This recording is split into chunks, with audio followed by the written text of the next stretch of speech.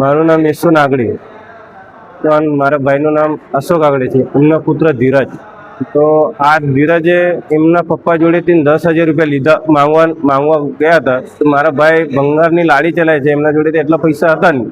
તો એ ના પાડી કે ભાઈ મારા જોડે પૈસા નથી છે, તું તારી રીતે એ કરી લે. તો એમને મારવાની ધમકી આપી. તો કોઈ પણ પિતા એવું સમજે કે ભાઈ પુત્રો તો ખાલી બોલે છે, કોઈ મારવા તો આવે નહીં. પણ આ એ ચક્કુ લઈને આવ્યા અને એમને ઉપર હુમલા કરીને એમના ઉપર બીજા પહોંચાડી દે. 4 જગ્યા પર એમના હુમલા કરેલા છે.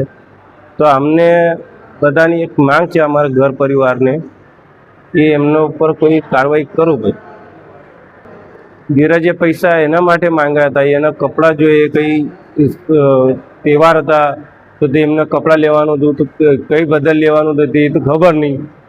હું તો મારા ભાઈએ મતલબ કીધું નહીં. તો બરાબર અત્યારે આપણે એ આવ્યા એમને લાવી ગયા ત્યારે એમને મારી ભાભીએ કીધું કે એવું વાત હતી એમની. તો ત્યારે મને ખબર પડી. તો મારે તો ખબર હતી જ નહીં કે હું પણ બહાર રહું છું, બરાબર.